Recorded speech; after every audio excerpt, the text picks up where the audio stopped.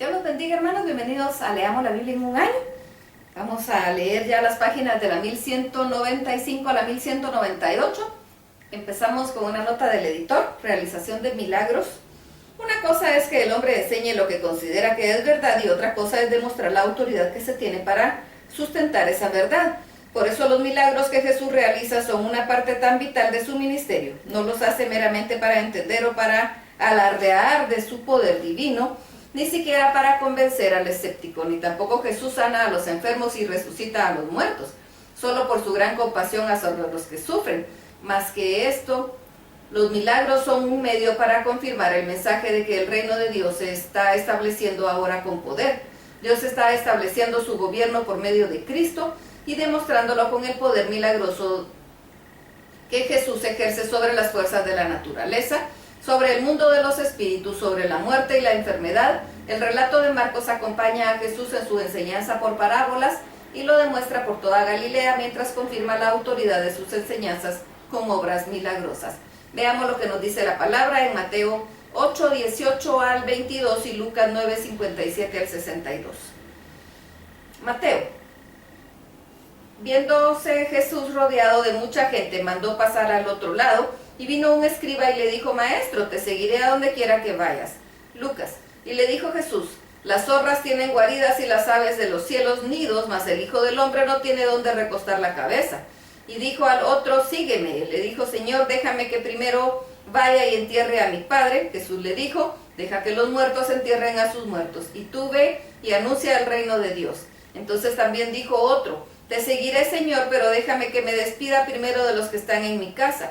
Y Jesús le dijo: ninguno que poniendo su mano en el arado mira hacia atrás es apto para el reino de Dios. Marcos 4, 35 al 41. Aquel día, cuando llegó la noche, les dijo: pasemos al otro lado, y despidiendo a la multitud le tomaron como estaba en la barca, y había también con él otras barcas. Pero se levantó una gran tempestad de viento y echaba las olas de la barca de tal manera que ya se anegaba. Y él estaba en la popa durmiendo sobre un cabezal. Y le despertaron y le dijeron: Maestro, ¿no tienes cuidado que perecemos? Y levantándose aquel reprendió al viento y dijo al mar: calla, enmudece. Y cesó el viento y se hizo grande bonanza, y les dijo: ¿por qué estáis así amedrentados? ¿Cómo no tenéis fe? Entonces temieron con gran temor y se decían el uno al otro: ¿quién es este que aún el viento y el mar le obedecen? Marcos 5, 1 al 20. Vinieron al otro lado del mar, a la región de los Gadarenos, y cuando salió él de la barca, enseguida vino a su encuentro de los sepulcros un hombre con un espíritu inmundo que tenía su morada en los sepulcros, y nadie podía atarle ni aun con cadenas, porque muchas veces había sido atado con grillos y cadenas, mas las cadenas habían sido hechas pedazos por él, y desmenuzados los grillos, y nadie le podía dominar. Y siempre de día y de noche andaba dando voces en los montes y en los sepulcros, e hiriéndose con piedras. Cuando vio pues a Jesús de lejos, corrió y se arrodilló ante él, y clamando a gran voz dijo: ¿qué tienes conmigo, Hijo del Dios Altísimo? Te conjuro por Dios que no me atormentes. Porque le decía: sal de este hombre, espíritu inmundo. Y le preguntó: ¿cómo te llamas? Y respondió diciendo: Legión me llamo, porque somos muchos. Y le rogaba mucho que no los enviase fuera de aquella región. Estaba ahí cerca del monte un hato de cerdos paciendo, y le rogaron todos los demonios, diciendo: envíanos a los cerdos para que entremos en ellos. Y luego Jesús les dio permiso, y saliendo aquellos espíritus inmundos, entraron en los cerdos, los cuales eran como 2000, y el hato se precipitó en el mar por un despeñadero, y en el mar se ahogaron. Y los que apacentaban los cerdos huyeron, y dieron aviso en la ciudad y los campos, y salieron para ver qué era aquello que había sucedido. Y vienen a Jesús y ven que al que había sido atormentado del demonio y que había tenido una legión, sentado, vestido y en su juicio cabal, y tuvieron miedo. Y les contaron los que los habían visto lo que había acontecido al que había tenido el demonio y lo de los cerdos.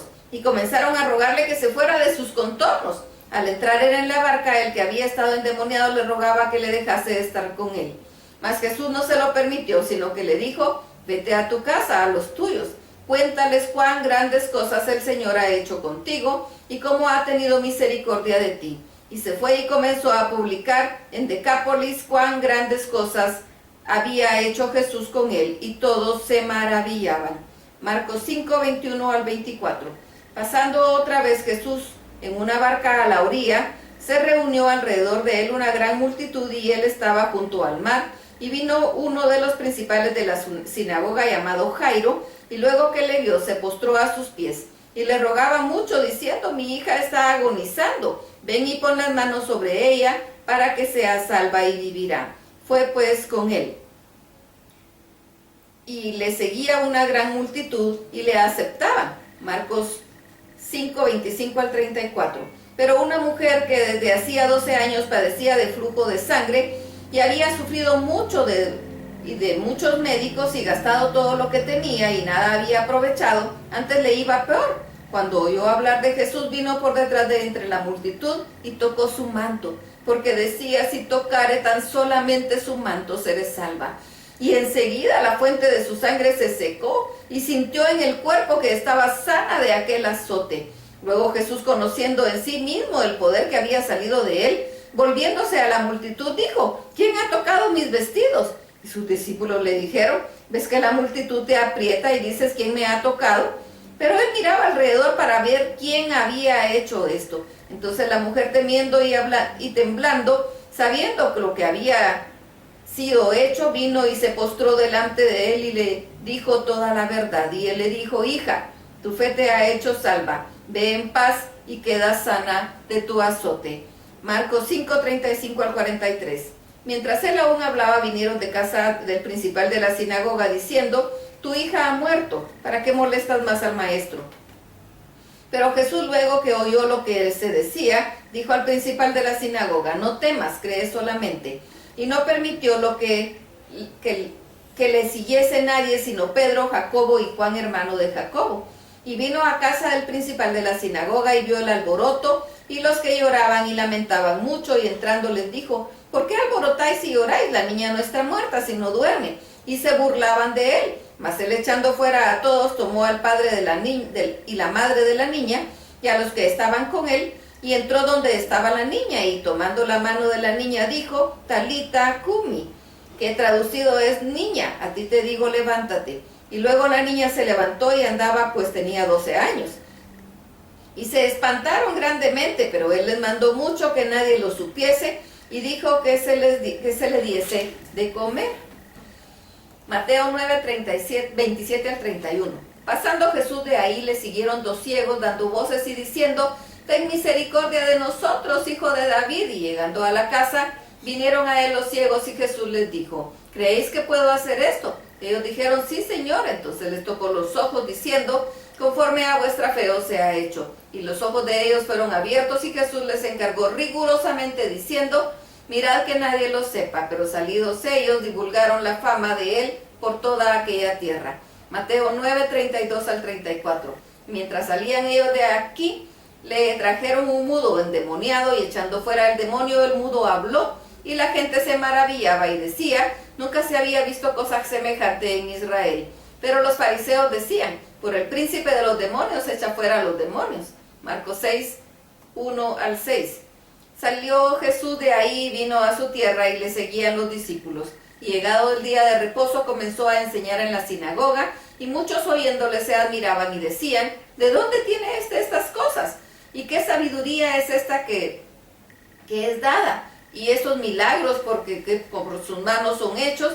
¿No es este el carpintero, hijo de María, hermano de Jacobo, de José, de Judas y de Simón?